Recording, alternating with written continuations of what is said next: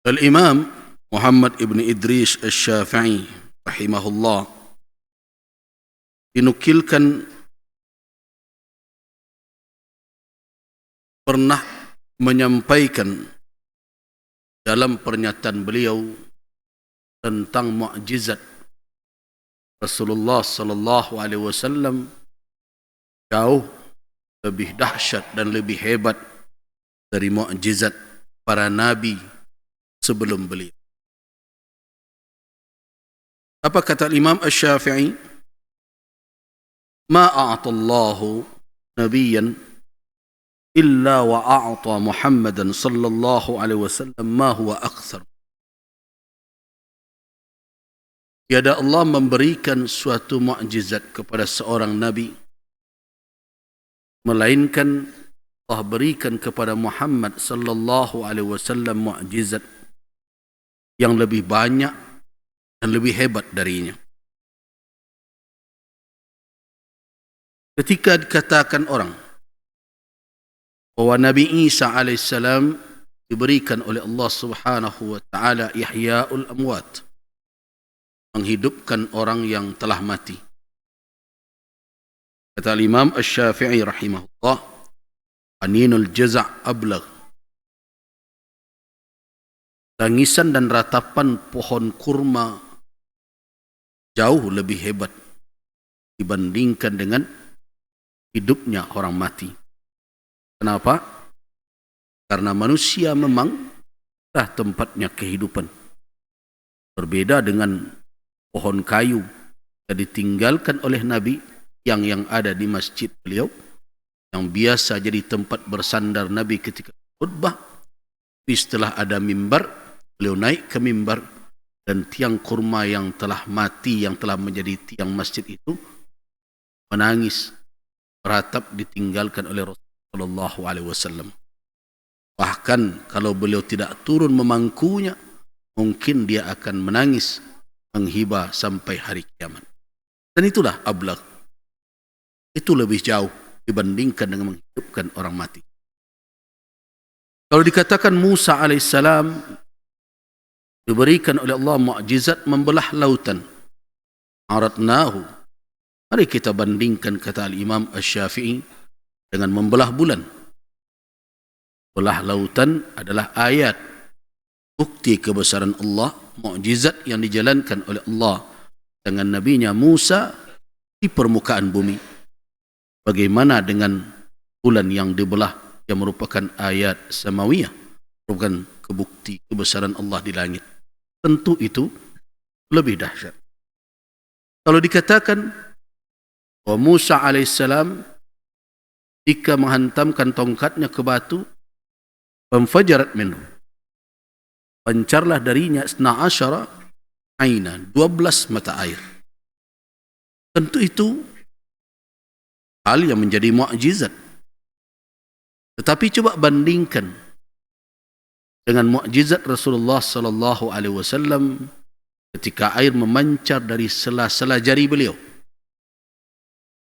Air memancar dari batu adalah suatu hal yang mungkin terjadi. Bahkan banyak terlihat.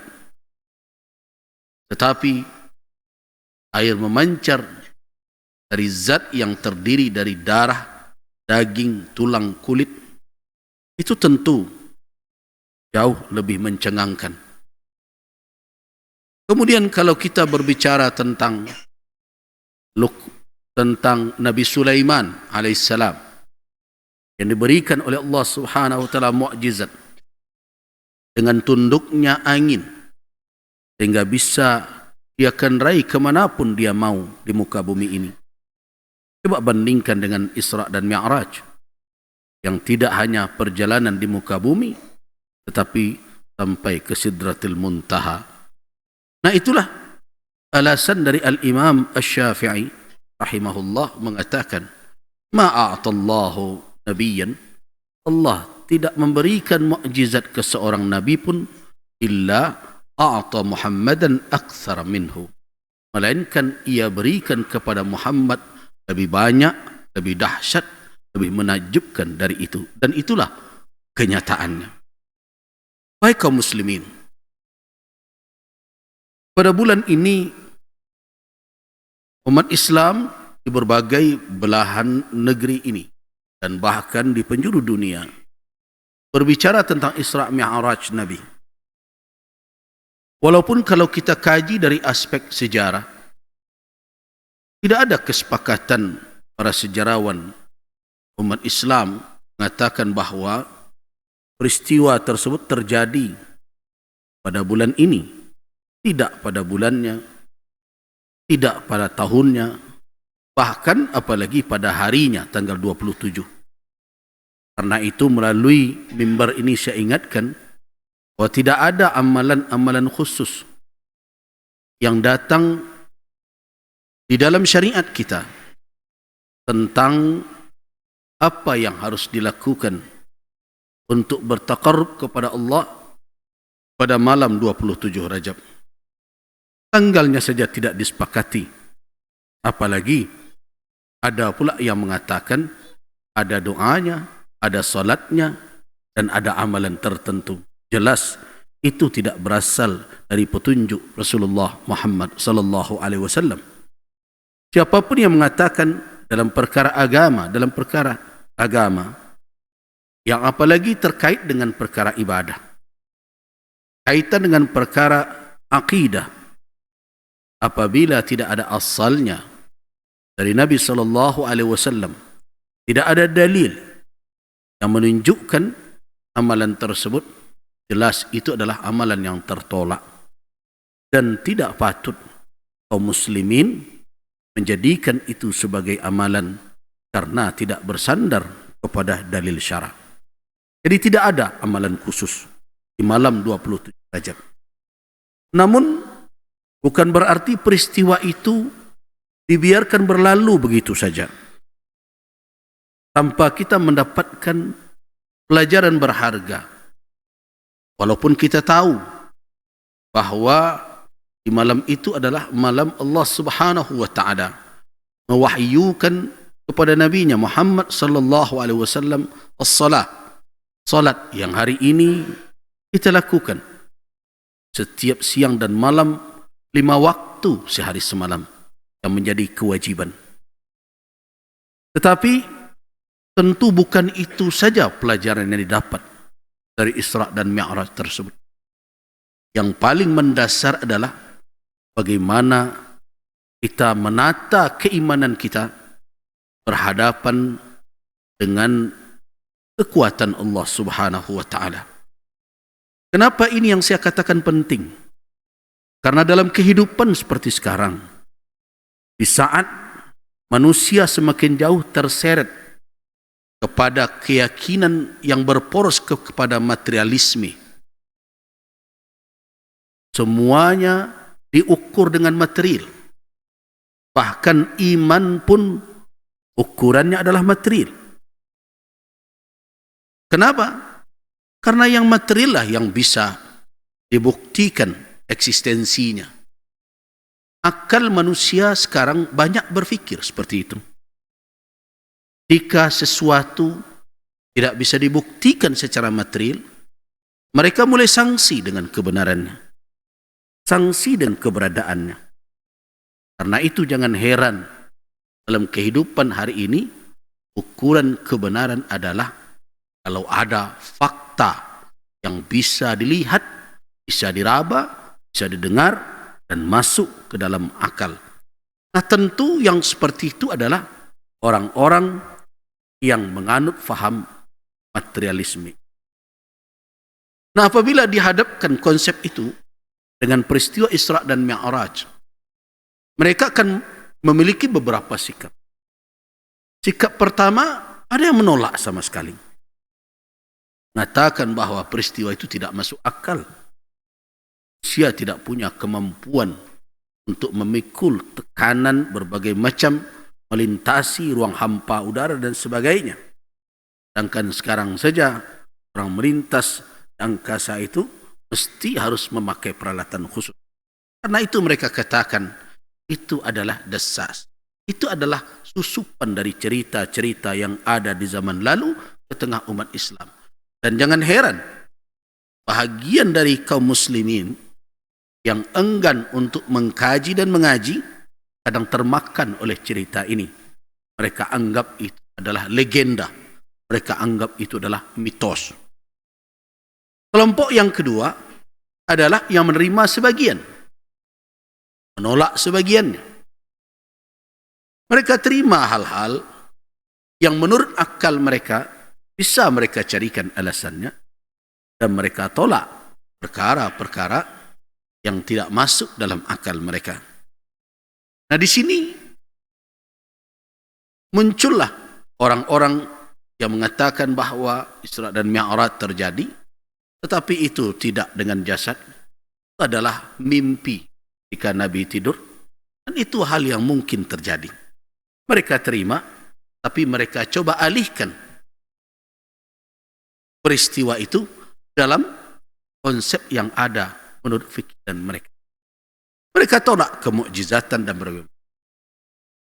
Nah, di dalam rimba raya pemikiran seperti itu, apa yang sedang terjadi di tengah umat itu goncangan akidah yang disebut dengan fitnah di dalam agama.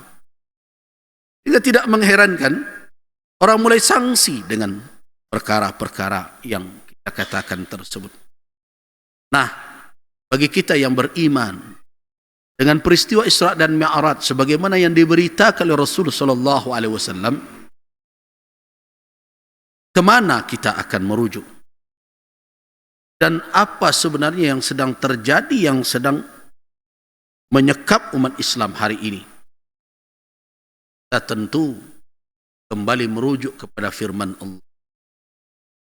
Dari mulai awal pembuka surat itu saja, sebenarnya berbagai macam pikiran, pandangan, pendapat yang berkembang hari ini bukanlah suatu hal yang aneh.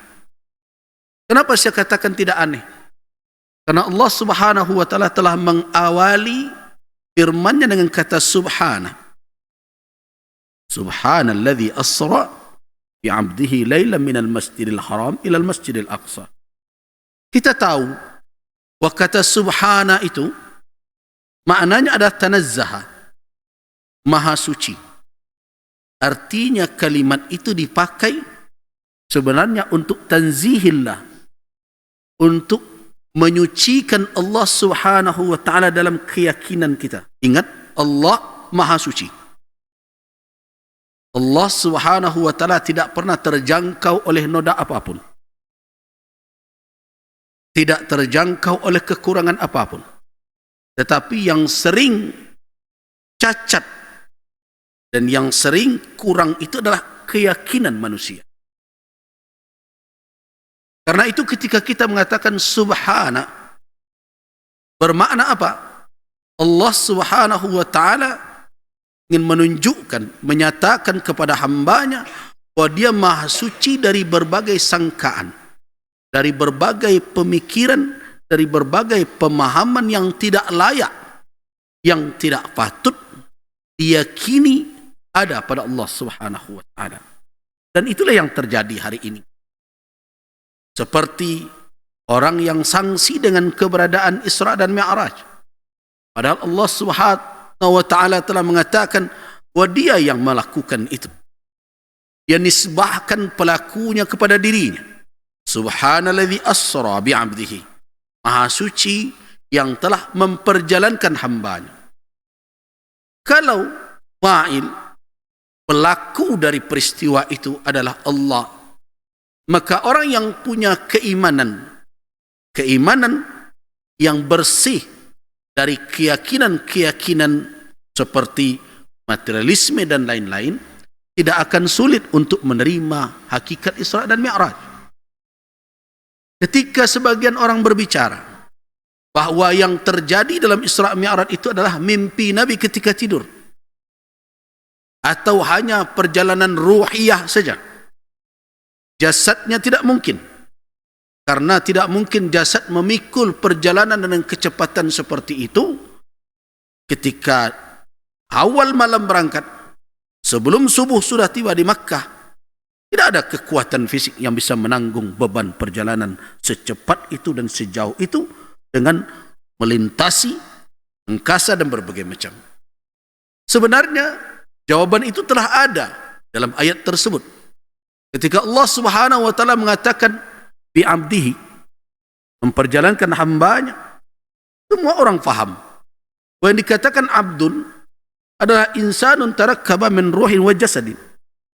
Jika kita bicara hamba, semua orang tahu semenjak dahulu, bahkan kaum musyrikin Makkah pun mengetahuinya. Yang dikatakan abdun itu adalah manusia yang tersusun dari dua unsur, yaitu jasad dan ruh. Tapi entah kemana ayat ini dipakaikan, sehingga akhirnya mereka sangsi dengan peristiwa tersebut. Saya katakan orang-orang seperti itu lebih lemah pemikiran mereka dibandingkan dengan Abu Jahal, dibandingkan dengan Abu Lahab, dibandingkan dengan kuffar kaum musyrikin Makkah. Kenapa? Kalau seandainya itu hanya ru'yah manamiyah, hanya mimpi ketika tidur, atau perjalanan ruh, maka tidak akan menimbulkan dhajijan, tidak akan menimbulkan heboh di kalangan masyarakat Makkah ketika itu. Orang bermimpi, apa pula yang akan dihebohkan? Atau seseorang berkata, ruh saya berjalan, tidak akan membuat sibuk dan ribut. Tapi coba lihat bagaimana reaksi Abu Jahal.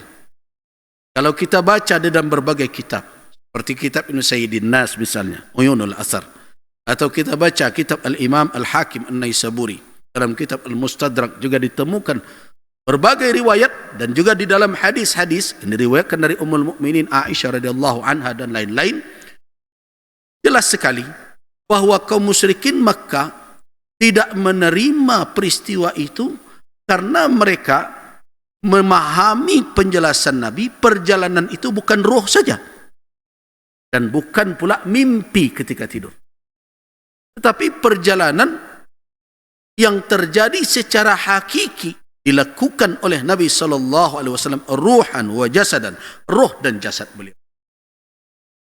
Karena itulah makanya lihat apa yang dikatakan oleh Al-Mut'im bin Adi. Kalau kita kutip peristiwa itu sedikit, adalah ketika Nabi SAW duduk pada pagi hari seperti ada beban untuk menyampaikan sesuatu, bertemu dengan Abu Jahal. Kita tahu Abu Jahal bukan orang yang ingin mendengarkan dakwah Nabi, tapi ingin mendengarkan Nabi bicara untuk mencari celah bagaimana menjatuhkan beliau. Hari ini banyak orang seperti itu, minta ulama bicara mencari bakok leka salah, tiba dinan salah aku bertenggek beku sudah itu. Nah, itu pekerjaan Abu Jahal dahulu. Ketika Nabi menceritakan malam tadi beliau diisrakan, maka dia pun menawarkan diri, maukah engkau atau hadith, maukah engkau menceritakan kepada kaum engkau, ma haddasta Nabi, apa yang engkau ceritakan tadi kepada aku tentang Isra dan Mi'raj?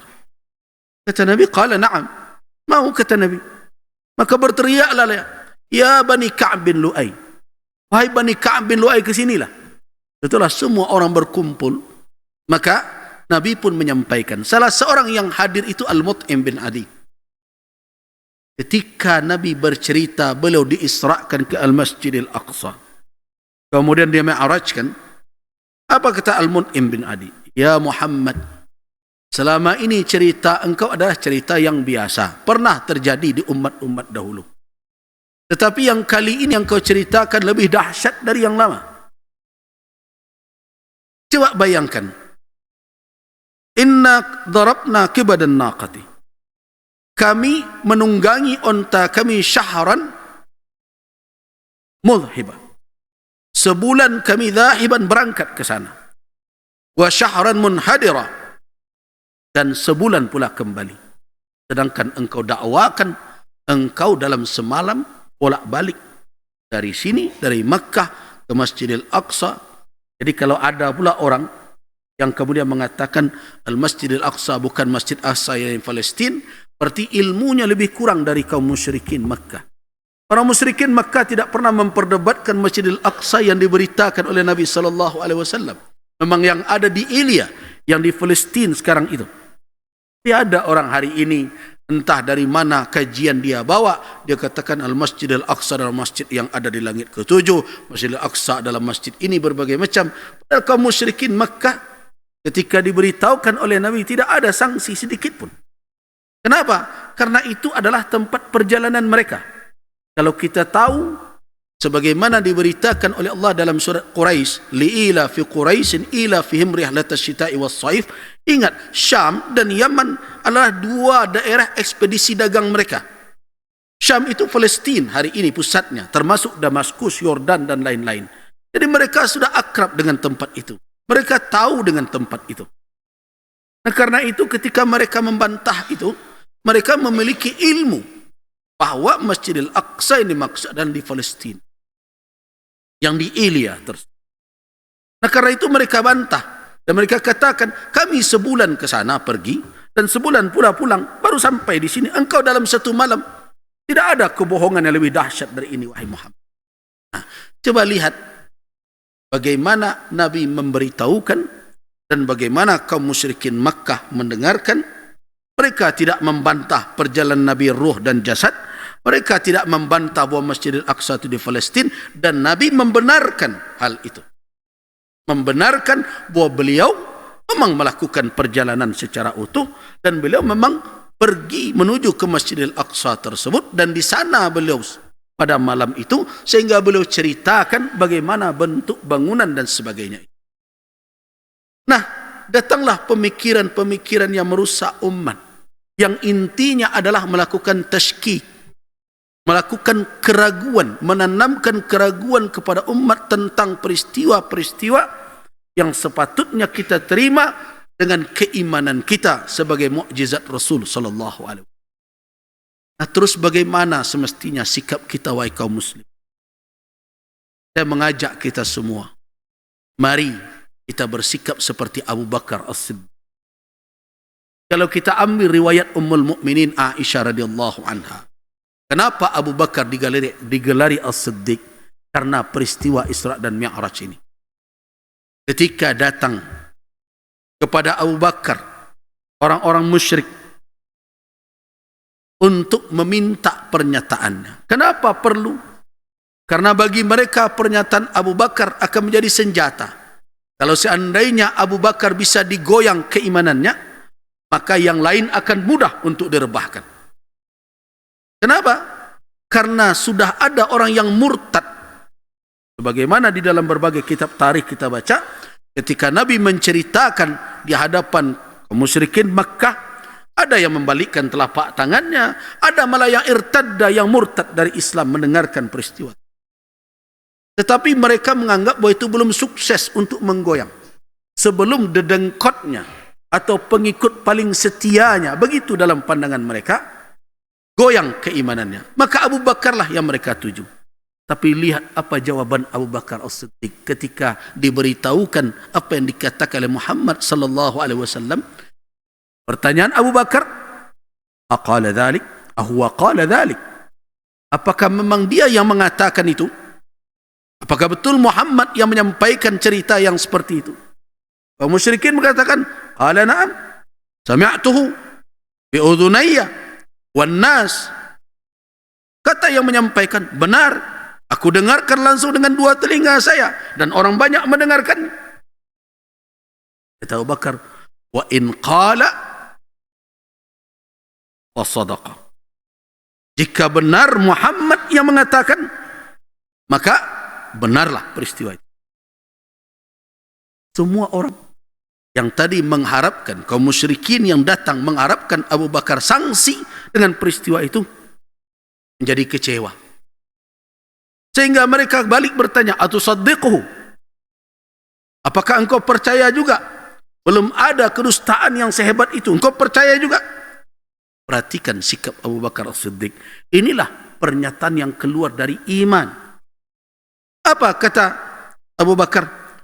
Laqad saddaqtuhu fima huwa ab'adu min dhalika. Laqad saddaqtuhu. Sesungguhnya aku telah mempercayainya, telah membenarkannya dalam perkara ab'ad, lebih jauh dari itu, lebih dahsyat dibandingkan dengan peristiwa Isra dan Mi'raj tersebut. Ab'adu min dhalik. Lebih jauh dari itu saya sudah percaya. Apa itu? Saddaqtuhu bi khabaris sama lailan wa nahar. Saya percaya kepadanya membawa berita dari langit siang dan malam. Selama ini saya terima wahyu yang dia terima, sampaikan kepada saya benarkan siang dan malam. Masa ia perkara Isra dan Mi'raj saya akan sanksi? Nah, hari ini wahai kaum muslimin, kita membutuhkan konsistensi di dalam keimanan. Sekali kita beriman kepada Allah dan Rasul, maka apapun berita, kalau yang benar dari Allah dan Rasul, sudah sepatutnya kita tidak sanksi. Sadaqallahul azim. Itulah sebenarnya makna dari Sadaqallahul azim. Wa sadaqa rasuluhul karim. Maha benar Allah dan benarlah Rasul yang telah menyampaikan firman Allah Subhanahu wa taala. Nah, prinsip dan konsistensi keimanan, keistiqamahan di dalam iman berdasarkan kepada kabar wahyu yang benar, itulah yang sekarang sedang dicoba gugat oleh. Kalau kita ingin selamat, tidak ada jalan lain. Wa'tasimu bihablillah. Jadikanlah kitab Allah Subhanahu wa taala sebagai tali untuk bergantung. Jangan lepaskan walau dalam keadaan bagaimanapun. Barakallahu lakum fil Qur'anil Karim wa nafa'ani wa iyyakum ma fihi minal ayati dzikrihim. Aqulu qawli hadza wa astaghfirullah.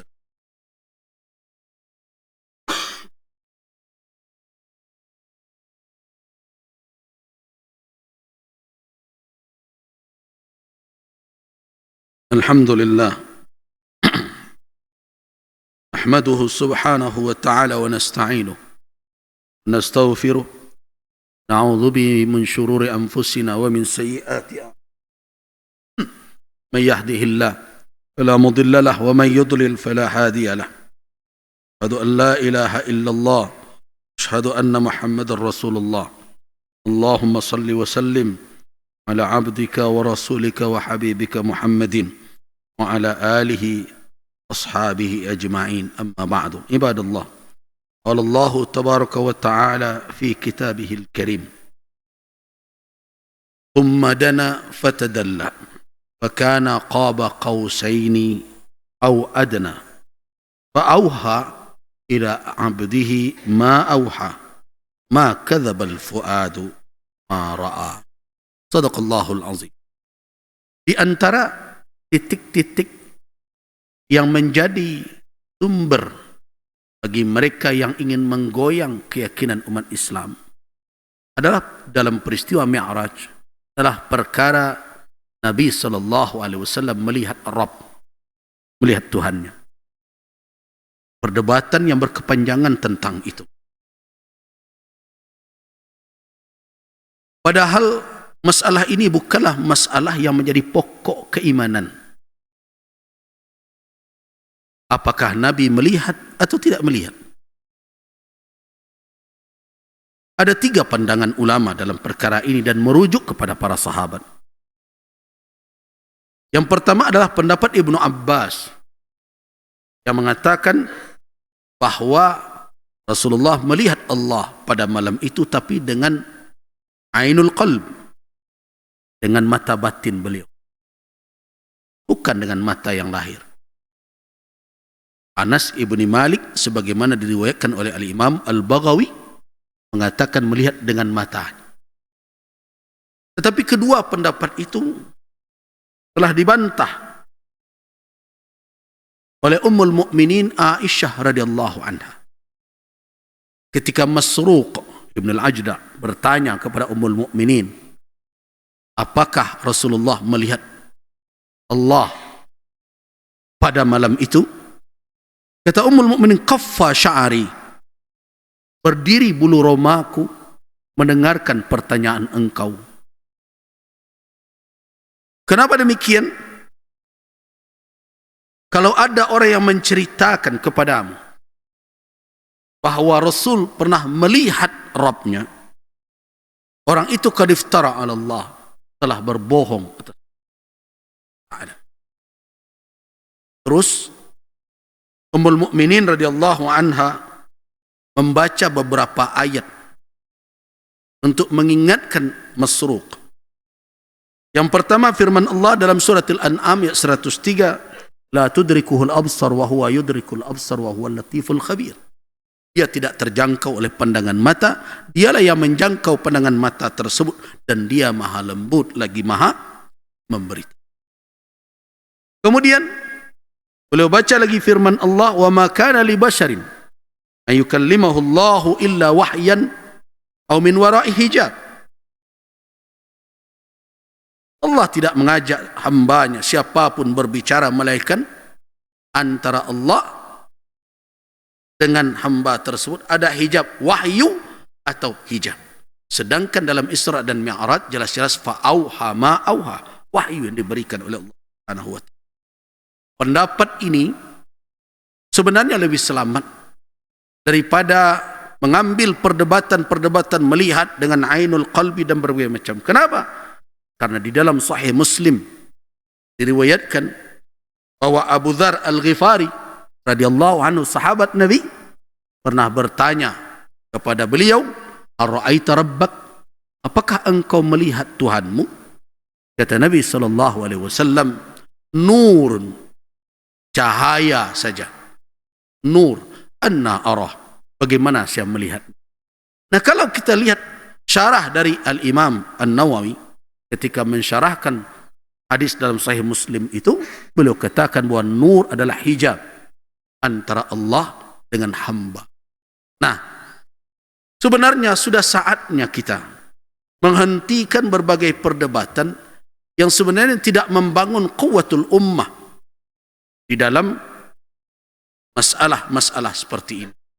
Kita imani apa yang datang khabarnya yang sahih, dan kita hentikan perdebatan yang hanya akan menguras energi dan tidak akan berujung dengan kesepakatan umat Islam. Peristiwa ini adalah mukjizat. Mukjizat itu mestinya melemahkan musuh, menguatkan kita. Tetapi kalau kita biarkan masalah ini liar, maka akan terbalik yang terjadi. Kita malah yang menjadi lemah karena perdebatan yang tidak berujung, dan akhirnya musuh yang menjadi kuat. Nah, karena itu konsep keimanan harus tetap dikembalikan kepada kabar yang sahih dari Allah dan Rasul, sebagaimana yang telah dijelaskan oleh para ulama semenjak sahabat sampai sekarang berdasarkan kepada metodologi atau manhaj yang telah teruji kebenarannya.